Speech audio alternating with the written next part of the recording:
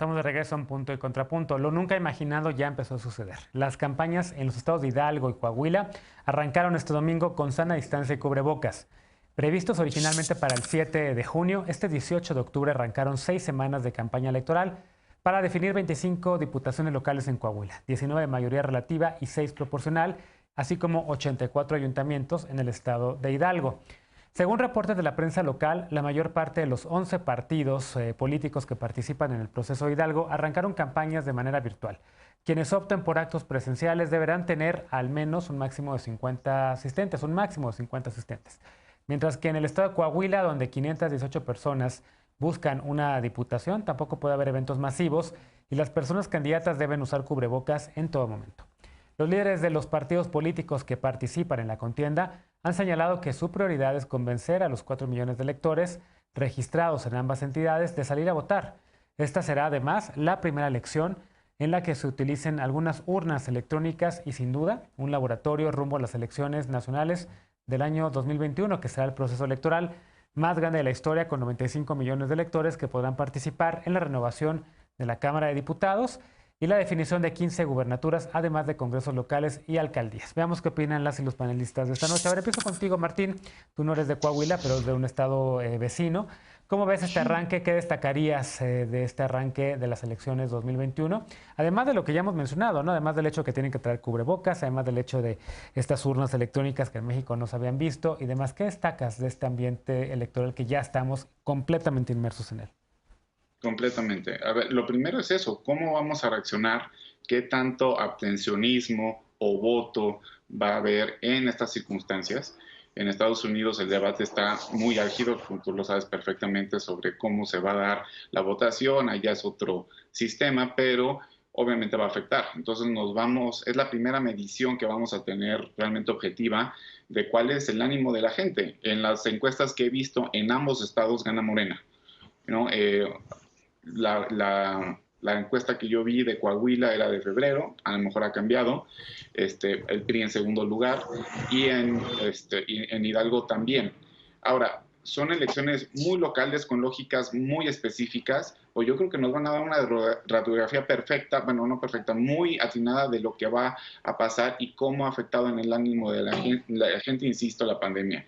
Lo segundo es, vamos a ver, las primeras elecciones del 2021 ya, donde pues, hay yo creo, un corte de caja al presidente López Obrador. Entonces, ahí vamos a ver una calificación de este gobierno. Todas las elecciones intermedias son eso y empiezan aquí, ¿no? A mí, insisto, lo que me preocupa muchísimo es el posible abstencionismo. Segundo, es las medidas de protección. Ojalá no veamos un pico en los contagios, porque eso nos llevaría a poner en peligro lo del 2021, ¿no? Entonces, se tiene que hacer este primer no diré experimento, este primer ejercicio lo tenemos que hacer con muchísimo cuidado porque está en juego todo el 2021, que Claro. como tú dices, son siempre las más grandes de la historia, de aquí al infinito van a ser así. Las del 2021, luego las del 24, luego las del Así van a 26. ser Esto por va a ser siempre la así. sincronía, la sincronía. Sí. Veloz, ¿qué destacas tú de este proceso electoral, además de lo que menciona Martín? Evidentemente es como todo el mundo está volviendo a ver cómo se realizan estas, a ver si salen brotes o no, a ver si el tema de la pandemia también es evidentemente un tema en la boleta. ¿Cómo lo ves? Claro, justo las elecciones en el contexto de la pandemia, pero que además no es un tema menor. Se dice que van a participar aproximadamente 94 millones de personas, que si lo pensamos en un plano económico nos va a salir un poco caro tomar las medidas para mitigar los contagios sobre todo en los eventos, en los procesos de campaña y también en las casillas y en las urnas. Y sí creo que va a ser muy complicado, y a mí lo que me parece más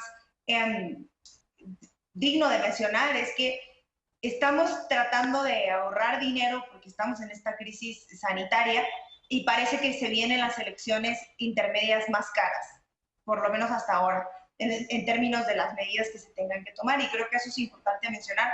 También aplica es la primera vez en la que se van a reelegir, o va a aplicar la reelección que se votó en el 2018, para que las legisladoras y los diputados que entraron en el periodo 2018 puedan volverse a reelegir. Eso no había pasado, es la primera vez que lo vamos a ver, entonces también vamos a ver cómo funciona. Puedan volverse a reelegir sin tomar licencia, que además también eso es una cosa muy importante.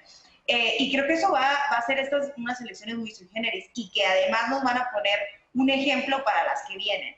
Y sí creo que es importante también pensar en que los estados que pensaron que a lo mejor no iba a ser tan fácil celebrar elecciones, pues sí van a poner un ejemplo para otros estados en ese sentido. También nos vamos a jugar la mayoría para el resultado del 21, que también me parece importante. Así que sí creo que van a ser unas elecciones muy ríspidas. También va a ser la primera vez con la paridad ya en la Constitución, así que vamos a ver también mucha participación de las mujeres. Yo no me adelantaría a hacer una lectura muy compleja de lo que van a ser las elecciones en el 21. Creo que va a ser sobre la marcha, pero sí desde cómo se van a configurar y el dinero que se va a gastar y las personas que van a participar en el contexto de la pandemia, pues sí tenemos que estar por lo menos echándole ojo a cómo se van a tomar esas decisiones. Uh-huh. ¿Qué destacarías tú, querido Encinas, de este proceso electoral y de este arranque en estos dos estados, uno norteño, uno del centro del país, en donde el PRI había dominado, por cierto, durante muchos años la política, y en el otro pues había habido una competencia más multipartidista, pero pues ahora, en efecto, pues creo que ambos congresos tienen mayorías de Morena, y ahorita, pues en efecto, creo que el reto para los partidos de oposición es ganar cuantos legisladores puedan, así como si se puede también las gubernaturas. Justo, por ahí iba mi comentario, Genaro. Ya si tienen gané. Algo en común... Siguiente, Ana Villagrán. Si tienen algo en común Hidalgo y Coahuila es que son de los pocos estados que no han tenido nunca en la historia alternancia. Han sido gobernados por tres partidos, por el PNR, por el PRM y por el PRI, es decir, por el papá, el abuelito del PRI. Y justo ahora se abre la posibilidad por primera vez de que haya un verdadero recambio en las élites políticas. En efecto, el PRI, que había dominado, está, no le favorecen las encuestas.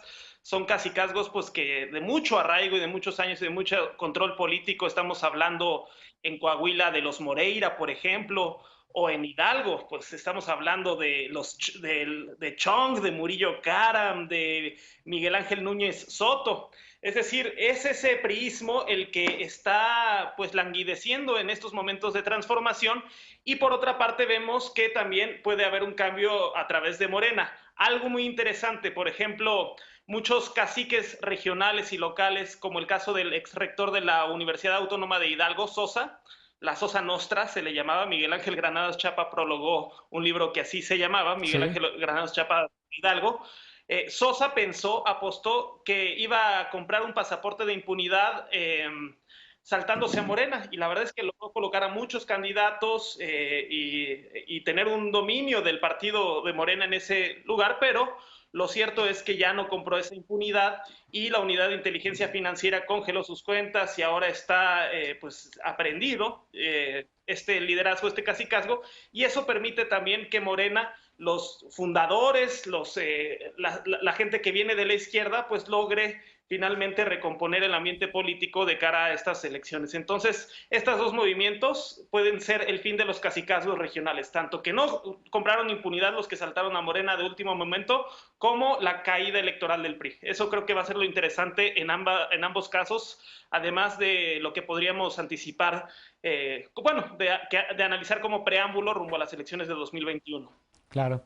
Ana, ¿cómo ves tú el tema? Sobre todo para tu partido. Ayer platicábamos en esta mesa sobre la pérdida del registro de México Libre, y hoy vimos a Marco Cortés diciéndole y extendiéndole la mano a Margarita Zavala y a Felipe Calderón de vénganse para acá, porque el PAN tiene mucho también en juego, un partido que sigue teniendo mucha presencia en algunos estados, pero que se ha ido también de repente evaporando ante el huracán de Morena. Sí, hace poco escribí una columna donde justamente señalaba que no podemos negar que nuestro partido quedamos lastimados, quedamos heridos después de la derrota del 2018 y no nos hemos tomado como el tiempo, y me parece no hablo de los círculos de dirigencia, sino como con la militancia, de asimilar todos los cambios que estamos enfrentando, porque de repente ya teníamos la ola de contradicciones y mentiras de la 4T encima, entonces era como, ya ponte a chambear y en algún momento podremos pensar lo interno. Nos estamos acercando a esos momentos. Creo que ahora para Coahuila e Hidalgo tenemos un gran reto, coincido con Martín como señala. Creo que el gran enemigo para la elección del 18 del 18 de octubre en estos dos estados es el abstencionismo. Marco Cortés, nuestro presidente, este fin de semana acompañó a los diputados, a los candidatos a diputados y diputadas en Coahuila, y justamente señalaban eso, que el llamado para que el Instituto Electoral de Coahuila destine tantos recursos como pueda para la promoción del voto es primordial. El abstencionismo, pues debido al COVID, creo que sí va a ser muy latente. Pero tenemos que recordar la importancia de los congresos locales, porque todo lo que se apruebe en el Congreso de la Unión tiene que ser ratificado por los congresos de cada entidad, por lo que pues va a ser primordial que la gente salga a votar el próximo 18 de octubre en Coahuila y en Hidalgo.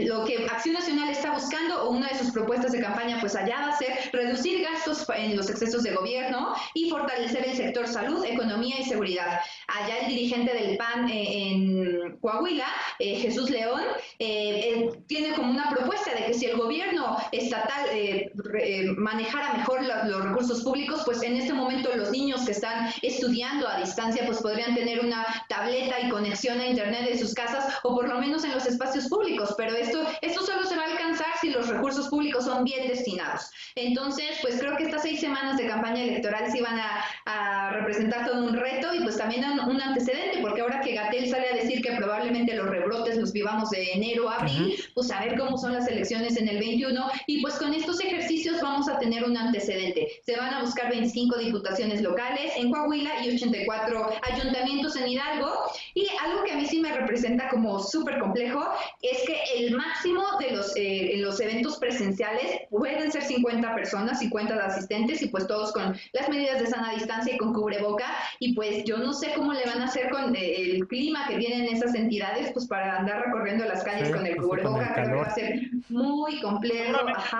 Claro. Entonces, claro. El tema de el calor va a ser un tema muy complicado. También estamos viendo ya en Estados Unidos al candidato Biden saliendo también a hacer mítines, pero con cubrebocas, con distancia a Trump, que no le están importando, digo, de las elecciones en Estados Unidos, pero sin duda lo que estamos viendo ahora en estos 2 estados es la antesala del 2021. Tenía la mano levantada de Martín. Es que quería abundar en lo que decía Ana. Va a ser una elección complicadísima para los candidatos. O sea, hacer campaña en estas condiciones va a ser un verdadero calvario. Aparte, también es de destacar que nada más es 1 mes y medio. Entonces, si le sumas que son bastantes cargos, 84 ayuntamientos en Hidalgo y las 25 diputaciones, más las condiciones de la pandemia, más lo breve del tiempo, entonces tenemos es un reto no solamente para los ciudadanos, sino también para todos los candidatos. Y con esto termino, si hay un momento para oxigenar la forma en que se hace campaña en este país, que es aburridísimo, ¿no? Las campañas son aburridísimas, es ahorita, ¿eh? Si podemos hacer algo novedoso, algo menos acartonado, es ahorita. Ojalá que tomen consejos los candidatos y puedan cambiar las formas acartonadas y que no todos son despensas y mítines. Sí, bueno, pues está difícil también con esto de que no se pueden acercar, que sobre todo para candidatos y candidatas que sí tienen cierto arraigo popular y que sí de repente conectan en las plazas ahora con el cubrebocas, y en estas plazas pues va a estar prácticamente difícil. Los candidatos van a tener un buen pretexto para no llenar las plazas. Ahí está. Pero yo no sé, Martín, de dónde saca que son aburridos. Pues aburridos los del PRI, los panistas nunca nos aburrimos. Nuestros mítines siempre son increíbles. Aburridísimas, las campañas en México son aburridísimas. Bueno, a ver, vamos a hacer una pausa y regresamos con otro tema, el último tema de la noche. Emilio L. puede ser investigado y juzgado por algo nuevo, por presuntos delitos electorales cometidos en el proceso del 2015. Así lo acaba de determinar un tribunal colegiado que negó al exfuncionario de Pemex un amparo para evitar este proceso. Esto se suma a la otra investigación que anunció la Unidad de Inteligencia Financiera, la UIF, contra el exfuncionario. ¿Enfrentará a la justicia en estos casos? Regresamos con este tema punto y contrapunto, no te vayas.